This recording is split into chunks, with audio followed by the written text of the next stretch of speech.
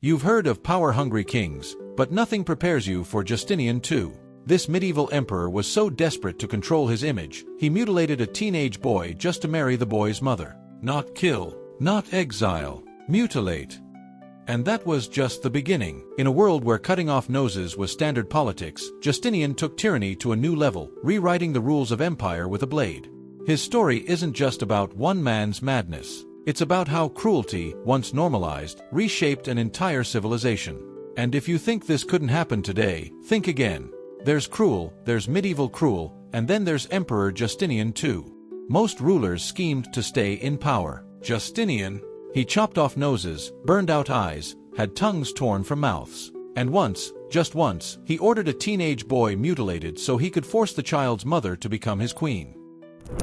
Backtrack to 7th century Byzantium. This wasn't the fading West Roman Empire. This was the Byzantine Empire in full swing, rich, rigid, and wrapped in a silk-lined cocoon of ceremony and suspicion.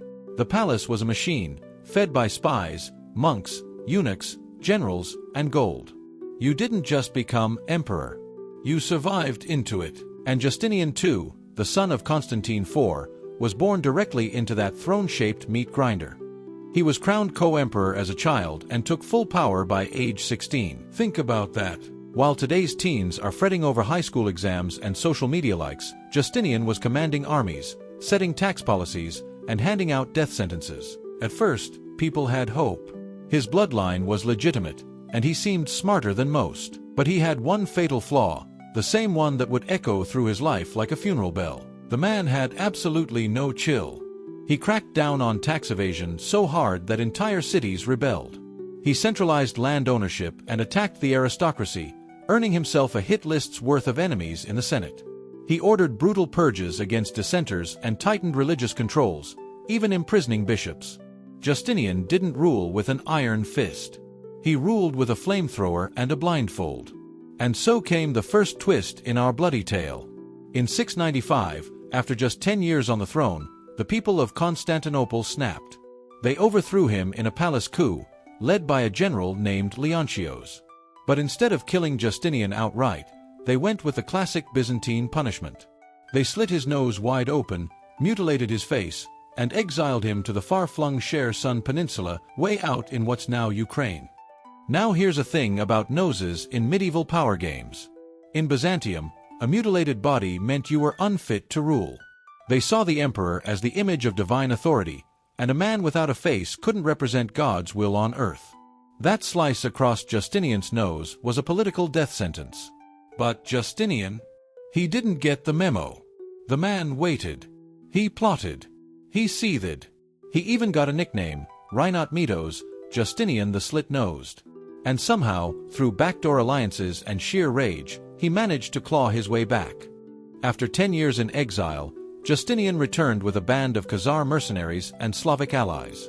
He stormed Constantinople, toppled the reigning emperor Tiberios III, and did something even more savage than his enemies ever expected. He didn't just reclaim the throne. He launched a campaign of bloody revenge so intense it turned the Bosphorus red. Thousands were executed. Their tongues cut out. Their limbs broken. The heads of former officials lined the city walls like grotesque decorations. Leontios, the man who'd first overthrown him, was dragged through the streets and publicly beheaded. And now, we arrive at the darkest chapter. Justinian was back in power, but his legitimacy was shattered. In the eyes of his people, he was a mutilated ghost wearing a crown. He needed to prove his divine favor again, to reclaim the illusion of sacred rule. And that's when he looked northward to the one kingdom Byzantium both feared and desired, the Bulgars. The Bulgars were powerful, pagan, and fiercely independent. But their leader, Khan Tervel, had leverage. He had helped Justinian during his comeback. And now Justinian wanted to cement the alliance by marrying Tervel's sister. A political marriage was nothing new. But this one had layers of manipulation and madness. According to Byzantine chroniclers, Tervel agreed on one condition. The girl had to be unmarried, untouched, and honored as an empress. But Justinian discovered something inconvenient. The Bulgar princess had a son. Not a husband. A son. Which meant she had either been married before or, worse for optics, had conceived out of wedlock.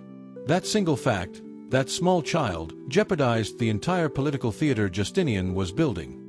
So he did something few historians can recount without grimacing.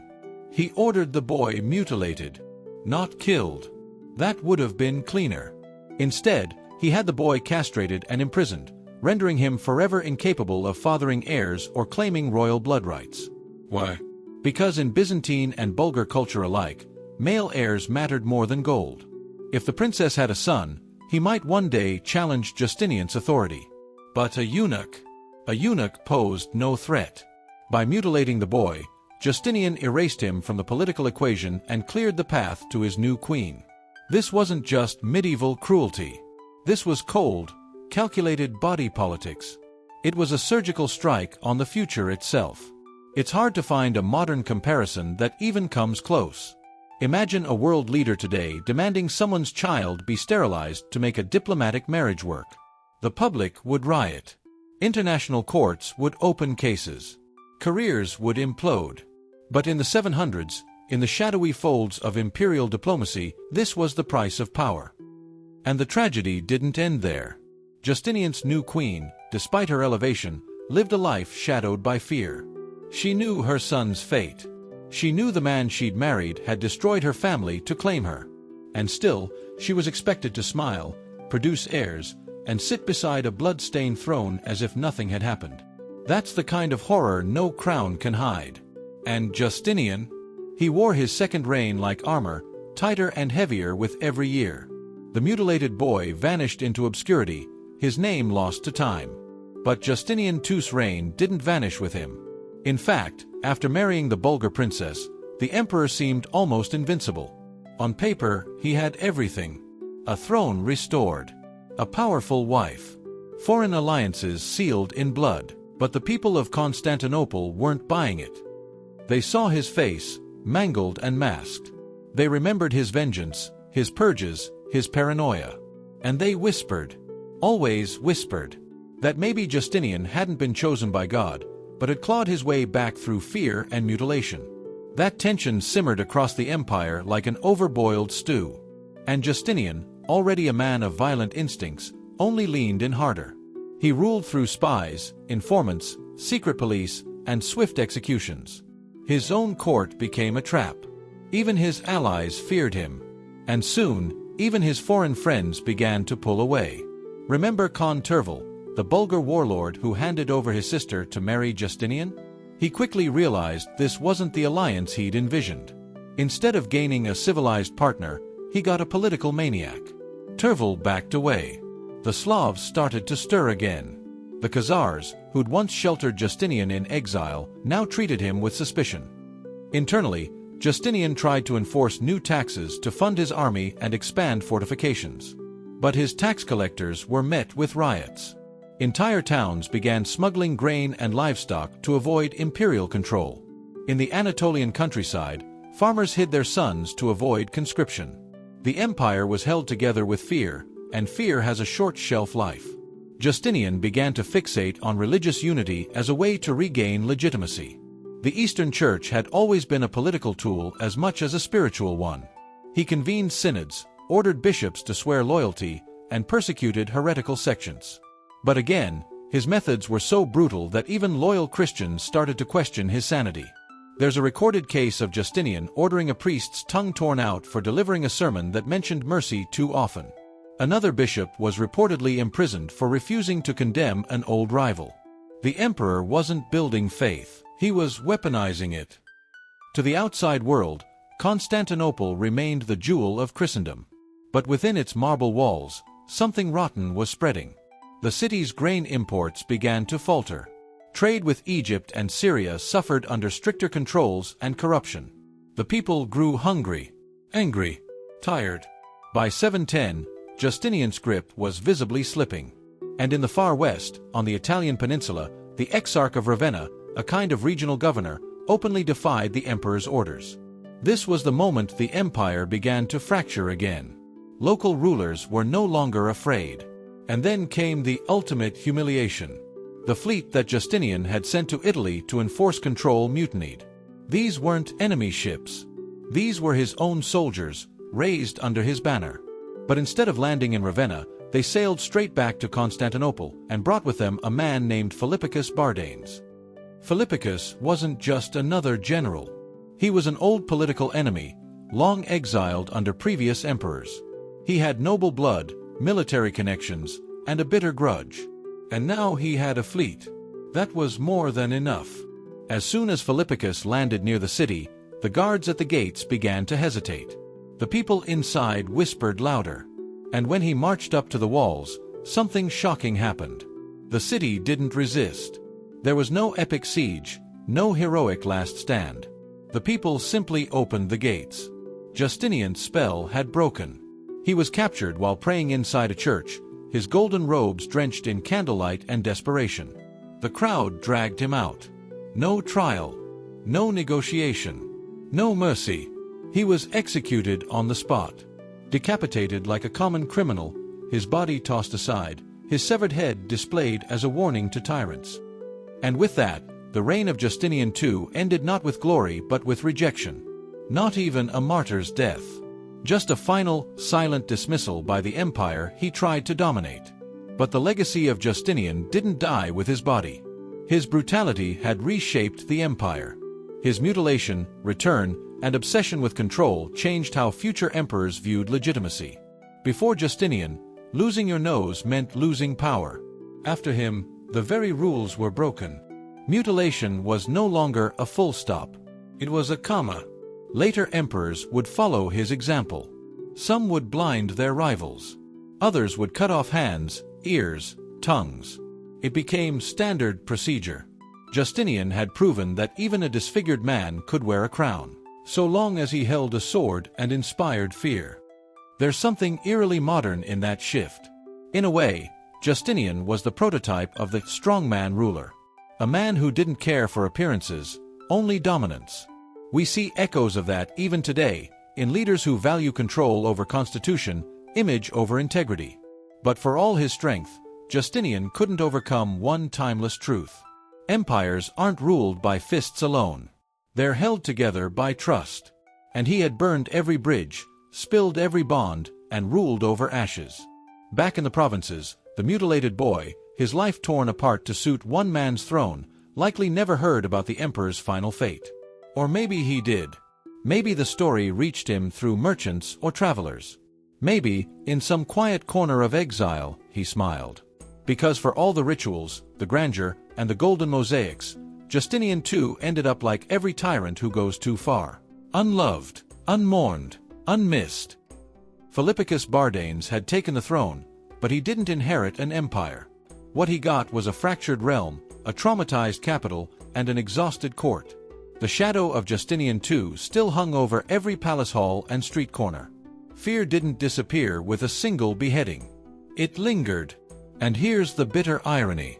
Philippicus, the man who had overthrown a tyrant, quickly began to mimic him. He purged loyalists, reshuffled the military, and leaned hard into religious reforms that sparked even more unrest.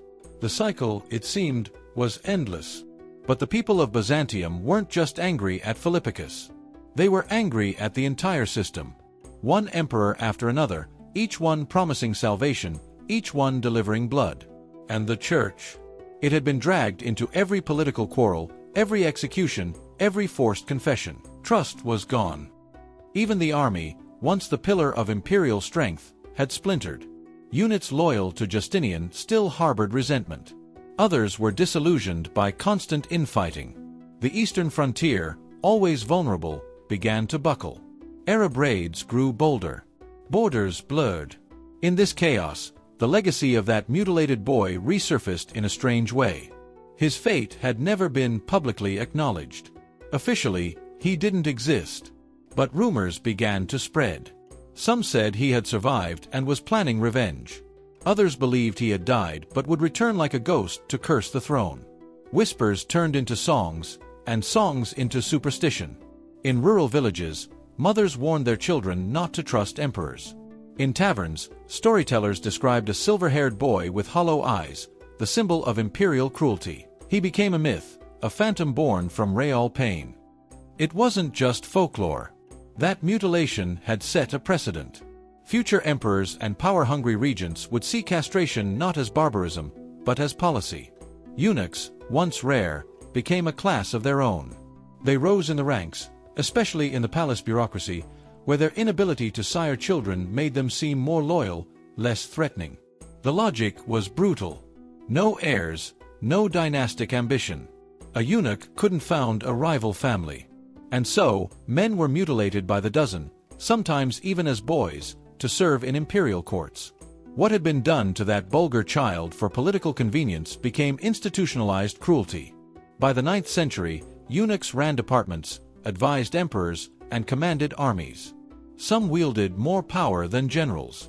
One eunuch, Basil Lecapenus, essentially ruled the empire for decades as the puppet master behind the throne. And it all traced back to that earlier moment when one mutilated boy proved the throne mattered more than humanity.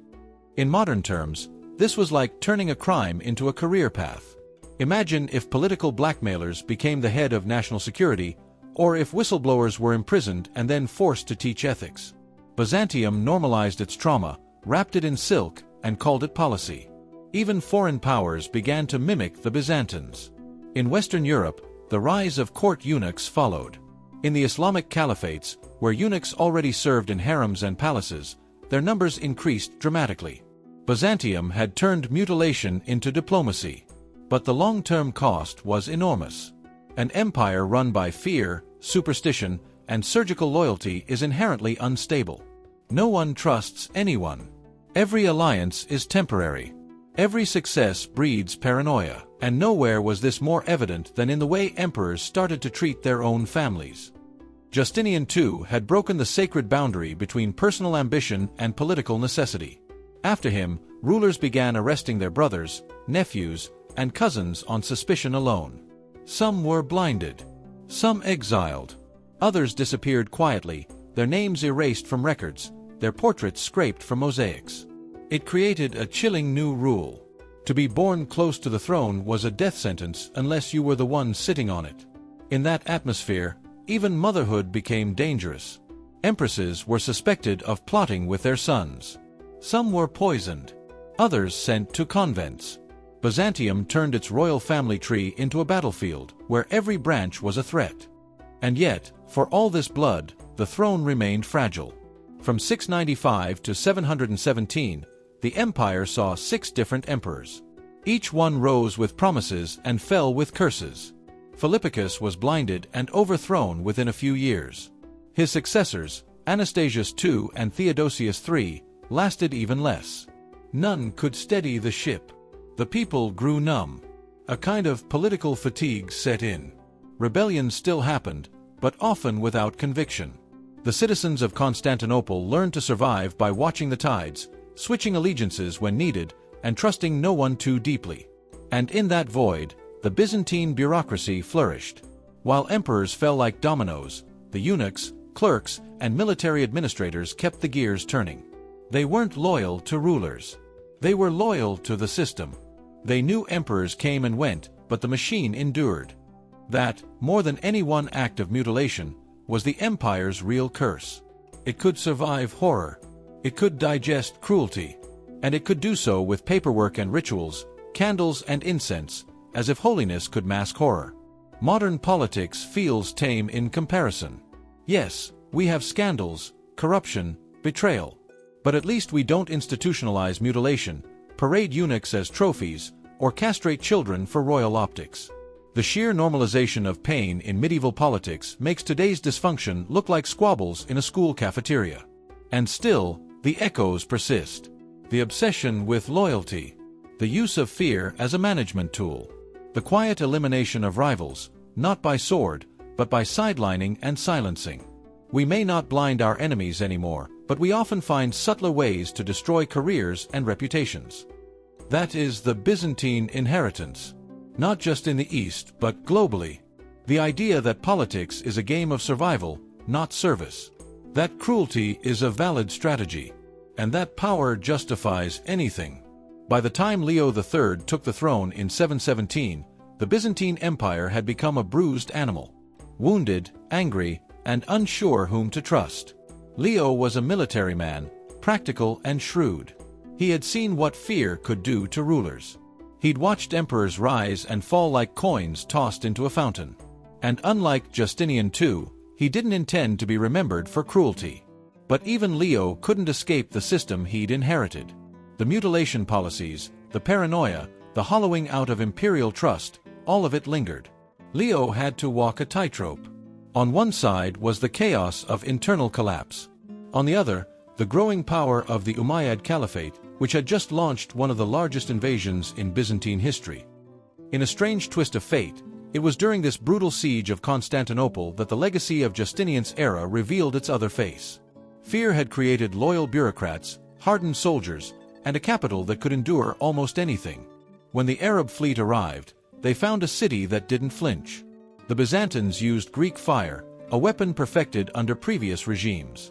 They leveraged secret grain reserves and coordinated defense through layers of administration built to function even if the emperor fell. This wasn't courage. It was trauma efficiency. The system had been burned so many times it no longer needed inspiration. It operated on reflex. The siege failed. Leo was hailed as a savior. But he knew better. He hadn't won because of genius. He'd won because the empire had already been conditioned to survive apocalypse. Leo tried to reform the state. He restructured land ownership to stabilize the peasantry, reined in the corrupt tax system, and even launched a controversial movement to remove religious icons from churches. This last move, iconoclasm, would shake the empire for decades and ignite civil unrest. But what matters most for our story is that Leo did something remarkable. He began to reduce the use of mutilation as a political tool. Not eliminate it, but scale it back. In a series of legal reforms, he set clearer limits on who could be punished, how, and for what crimes. It wasn't mercy. It was calculation. Leo understood that a society addicted to bodily destruction would eventually eat itself. And yet, the palace eunuchs remained. The system Justinian II had reinforced could not be undone overnight. These eunuchs were no longer symbols of tragedy. They were now indispensable. They managed the treasury, oversaw education, even supervised imperial ceremonies. Some were so powerful that foreign ambassadors had to go through them to reach the emperor. It was here that the story of that nameless Bulgar boy came full circle. His mutilation, once a grotesque footnote in a mad emperor's life, had quietly shaped the structure of the state. Not as a cautionary tale, but as a foundation. There's a chilling modern parallel here. Policies born from injustice often evolve into institutions. What starts as an emergency measure becomes law. What begins as an exception becomes the rule. We've seen this with surveillance programs, emergency powers, and militarized policing. The rationale changes, but the machinery stays. By the late 8th century, the empire had a paradox at its heart. It needed brutal efficiency to survive, but it also needed legitimacy to be loved. It craved loyalty but manufactured suspicion. Every time an emperor tried to be just, he faced opposition from those who benefited from fear. That's the system Justinian II helped cement. Not because he was the first to be cruel, but because he was the first to prove cruelty could be bureaucratized. And this system didn't just affect politics. It trickled into culture. Literature grew darker. Religious sermons emphasized obedience over compassion. Art depicted emperors as remote, godlike figures rather than human leaders. Even saints' lives began to include more stories of mutilation and martyrdom, mirroring the empire's own practices. The mutilated body became a political symbol. It was no longer just a punishment. It was a message, a warning, a monument to state power. This cultural shift hardened the collective psyche. A people constantly exposed to suffering becomes desensitized. In Constantinople, it became normal to see prisoners march through the streets with missing eyes or noses. Children grew up not questioning why the man guarding the palace had no beard or deep voice. It was just how things were. And when something horrific becomes normal, it opens the door to worse. Later emperors took advantage of this. They blinded rivals with boiling vinegar. They cut out tongues with surgical precision. They developed entire protocols for how to display mutilated bodies during parades, funerals, and public festivals. It wasn't cruelty for cruelty's sake. It was theater. And like any good theater, it had rules. Timing, lighting, witnesses. Byzantine punishments weren't done in secret dungeons. They were often public, choreographed, and symbolic. The goal wasn't just to hurt someone. It was to shape the memory of power. Imagine a government today that uses trauma as branding. Not just enforcing laws, but turning punishment into political marketing. The message wasn't just don't betray the emperor. It was if you do, we'll make your suffering unforgettable. And yet, despite all this, the empire endured. It lasted for centuries more. That's the real twist. Justinian II's brutality didn't destroy Byzantium. It rewired it. And that rewiring gave the empire enough rigidity to survive future catastrophes, from Arab invasions to civil wars to even the Fourth Crusade. So was it worth it? That's the haunting question. If an empire survives by normalizing horror, can we really call that survival? Centuries later, long after the last emperor sat on a crumbling throne and Constantinople had fallen to the Ottomans, the stories of Justinian II still lingered. He became a symbol, a cautionary tale, a historical ghost whose cruelty had stained not just his era but the centuries that followed. Medieval chroniclers couldn't ignore him. Some painted him as a monster, others as a tragic figure twisted by fate. But they all agreed on one thing. He had gone too far. And yet, in a bitter twist, going too far had become part of how the Byzantine Empire functioned.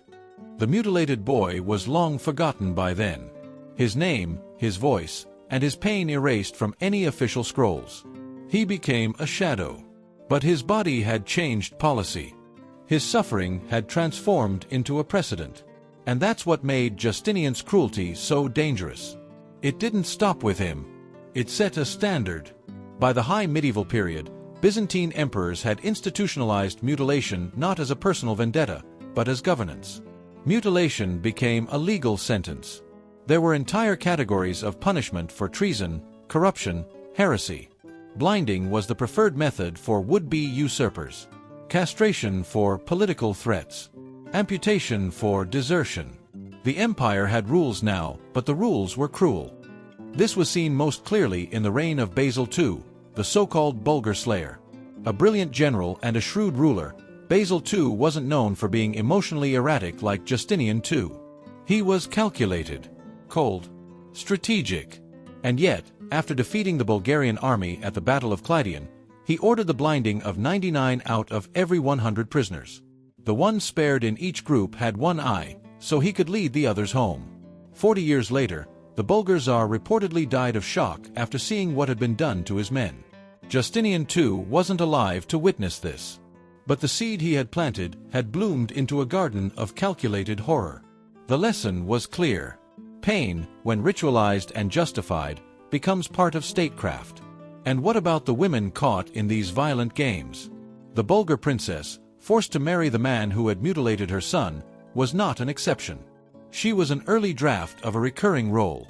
Diplomatic brides throughout the empire were used as living treaties. Their bodies symbolized unity, but they were never safe. Empresses were often forced to choose between loyalty to their husbands and protection of their children. If a child was seen as a political liability, the mother's role was erased. Some were sent to convents. Others disappeared quietly. The personal was always political, and love had no place in the palace. One empress, Theodora, fought back centuries later. She used her influence to protect orphaned girls and former prostitutes, building safe houses and pushing back against systemic abuse.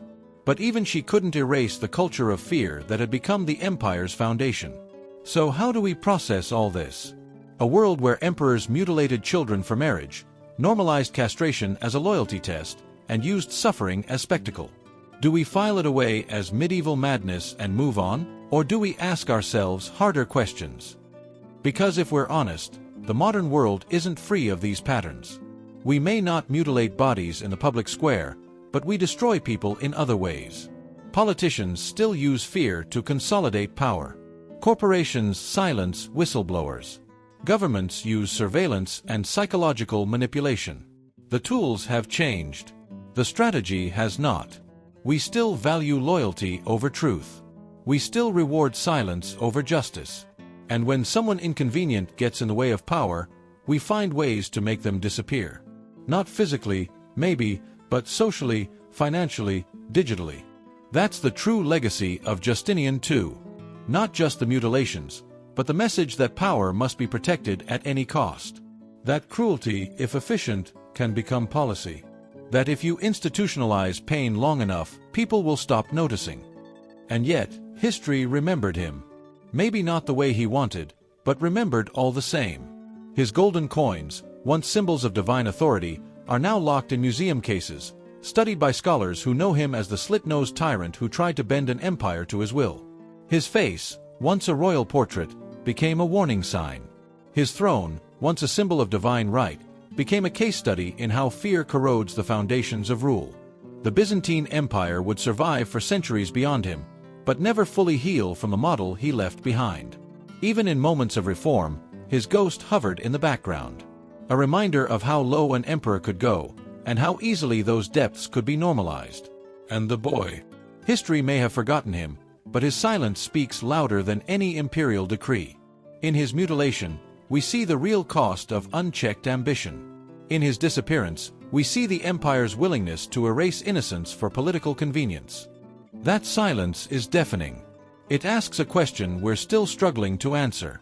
What kind of society are we building if cruelty is just another tool in the toolbox?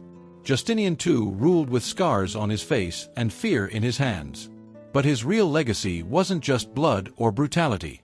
It was normalization. He proved that if you mutilate often enough, no one flinches. If you destroy just the right people, the system adapts. And if cruelty becomes policy, even silence screams obedience. The boy he disfigured vanished. But his ghost haunted generations. Through eunuchs in palaces, blinded generals, and hollow-eyed emperors. The empire learned how to survive anything except its own indifference. So here's the question. If a society can run on fear and still flourish, what kind of victory is that? And are we so sure we've moved past it? Drop your thoughts in the comments. Would you have survived Justinian's court, or would you have been next on his list? If you want more brutal, untold truths of medieval power, subscribe and hit that bell. History was never this raw in school.